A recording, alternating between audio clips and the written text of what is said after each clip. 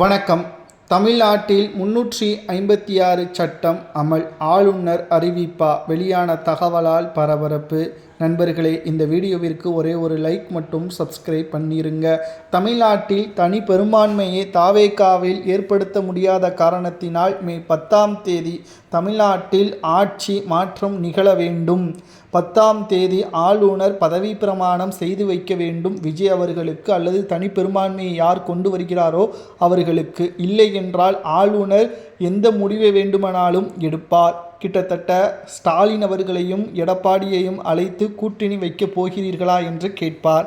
அதற்கு முடிவுகள் தெரியவில்லை என்றால் ஜனாதிபதி ஆட்சி அமல்படுத்தப்படும். அதற்கு பிறகு தமிழ்நாட்டில் 6 மாதங்கள் முதல் 1 வருடங்கள் வரை ஜனாதிபதி ஆட்சி அமலில் இருக்கும். அதற்கு பிறகு தமிழ்நாட்டில் ஒட்டுமொத்தமாக மீண்டும் சட்டசபை தேர்தல் நடைபெறும். இதனால் என்ன பாதிப்பு, என்ன சிக்கல், என்ன நடக்கும் என்பதை தான் இந்த வீடியோவில் நாம் முழுமையாக பார்க்க போகிறோம். சரி, இது நடைபெறாமல் இருக்க வேண்டும் என்றால் என்ன செய்யலாம்? தனி பெரும்பான்மையை விஜய் அவர்கள் ஏற்படுத்த முடியவில்லை. விசிக, கம்யூனிஸ்ட், முஸ்லீம் லீக் போன்ற கட்சிகள் கூட்டணிக்கு வரமாட்டோம் என்று தெரிவித்துவிட்டால் நிச்சயமாக எடப்பாடி பழனிசாமி அவர்களிடம் நேரடியாக ஸ்டாலின் அவர்கள் மன்னிப்பு கேட்க வேண்டும். ஸ்டாலின் அவர்கள் உடன் நேரடியான கூட்டணி அமைக்க வேண்டும். இதற்கு வெளியிருந்து ஸ்டாலின் ஆதரவுகளை தெரிவித்தால் எடப்பாடி முதல்வராகவோ பொறுப்பேற்க வாய்ப்புகள் அதிகமாகவே இருக்கிறது.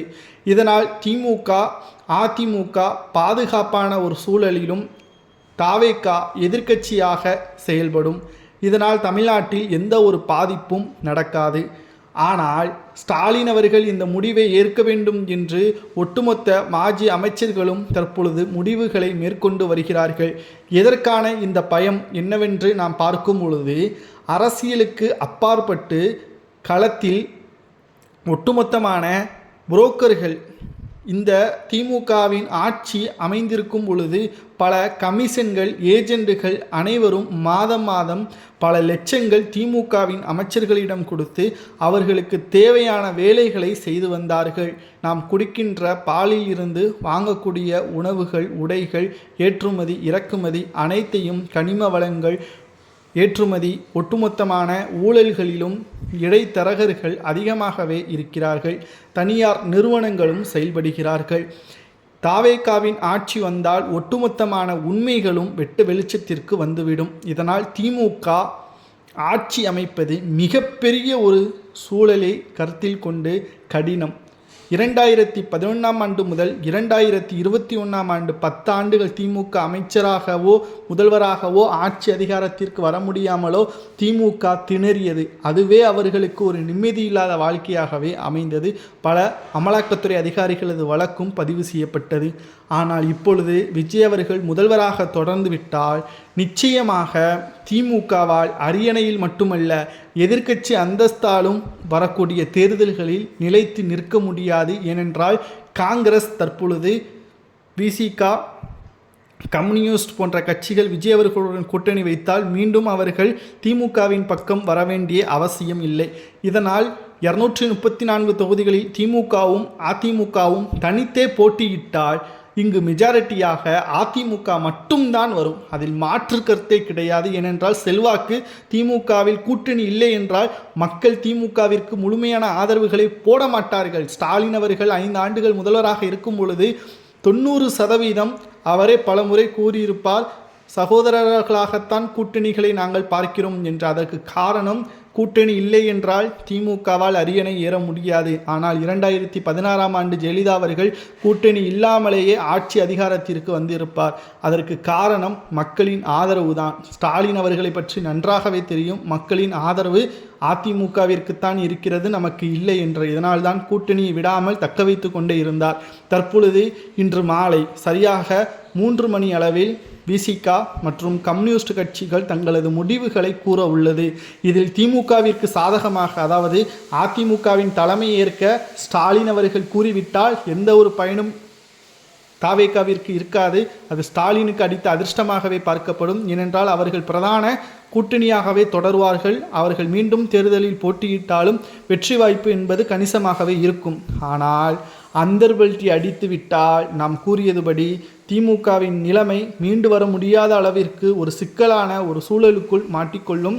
அதற்கு பிறகு ஆளும் கட்சியாக அதிமுகவோ எதிர்க்கட்சியாக அதிமுகவோ வருவதற்கு வாய்ப்புகள் அதிகமாக இருக்கிறது. அங்கு போட்டி தாவேகாவா அதிமுகவா என்ற நிலைமை மாறும். ஆனால் திமுகவிற்கு நிச்சயமாக 1% கூட வாய்ப்பே கிடையாது. ஏனென்றால் கூட்டணி இல்லாமல் திமுகவால் எந்த ஒரு இடத்தையும் தக்க வைத்து கொள்ள முடியவே முடியாது. இதனால்தான் தற்பொழுது வரை திமுக அச்சத்திலேயே இருந்து வந்தது. காங்கிரஸ் சென்ற பிறகு காங்கிரஸ் நாடாளுமன்ற தேர்தல் 2029 நாடாளுமன்ற தேர்தலிலும் தாவேகாவுடன் தான் பயணிப்போம் என்பதை தெரிவித்துவிட்டது. தற்பொழுது ஸ்டாலின் அவர்களுக்கு எடப்பாடியை தவிர வேறு வழியே இல்லை. பழசை மறந்துவிட்டு எடப்பாடியை முதல்வராக தொடரட்டும் என்ற கடிதத்தை மட்டும் ஆளுநரிடம் சமர்ப்பித்தால் போதும். 356 சட்டம் அமல்படுத்தப்படாது. ஸ்டாலின் அவர்கள் பிரதான கட்சியாக செயல்படுவார். சட்டசபையில் கூட்டணிக்கு வெளியே ஆதரவு தெரிவிப்பார் அல்லது கூட்டணியிலேயே ஆதரவுகளை தெரிவிப்பார் என்ற தகவல் தற்பொழுது கிடைக்கப்பெற்றுள்ளது. சரி, அப்படி எடப்பாடி முதல்வராக பொறுப்பேற்றால் பிரதான எதிர்க்கட்சி திமுகவா என்று கேட்டால் கிடையாது, தாவேகா தான். ஏனென்றால் அவர்கள்தான் 108 தொகுதிகளை கைப்பற்றி இருக்கிறார்கள். பிரதான எதிர்க்கட்சியாக தாவேகா இருக்கும். தாவேகா எதிர்க்கட்சியாக செயல்பட சரியான தகவல்களை மக்களிடம் தெரிவிக்கவில்லை என்றால் மீண்டும் அவர்கள் தேர்வு செய்வது கடினம். இதனால் மீண்டும் அதிமுக திமுக என்ற போட்டி உருவாகும். இதைத்தான் ஸ்டாலின் அவர்கள் திட்டமிட்டு வருகிறார். பொறுத்திருந்து பார்க்கலாம். திராவிட முன்னேற்றக் கழகத்தின் அவர்கள் நினைப்பது கமிஷன் கரப்ஷன் கையை விட்டு சென்று விட்டாலோ அல்லது வேறு கட்சிக்கு அது தெரிந்துவிட்டாலோ திமுகவின் நிலைமை சிறை வாழ்க்கை மட்டும்தான் என்பது ஸ்டாலின் அவர்களுக்கும் மாஜி அமைச்சர்களுக்கும் நன்றாகவே தெரியும். சுமார் 16 அமைச்சர்கள் இந்த தேர்தலில் தோல்வியை தழுவியிருக்கிறார்கள். அவர்களது நிம்மதியான 3 நாட்கள் உறக்கமே இருந்திருக்காது. காரணம் தாவேகாவிடம் தோல்வியை தழுவியதுதான்.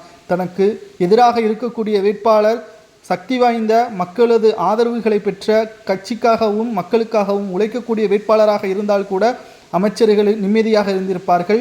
ஆனால் தாவேகா சாதாரண விஜய் அவர்களது முகத்தை வைத்து மட்டும் ஓட்டுக்களை செலுத்தி தன்னுடைய பதவி அதிகாரம் சென்று விட்டதால் அமைச்சர்களும் நிம்மதி இல்லாமல் இருப்பார்கள். தற்பொழுது அதிமுகவை தவிர ஸ்டாலினுக்கு வேறு வழியே இல்லை என்றால் 356 சட்டம் அமல்படுத்தப்படும். ஜனாதிபதி ஆட்சி அமல்படுத்தப்படும்.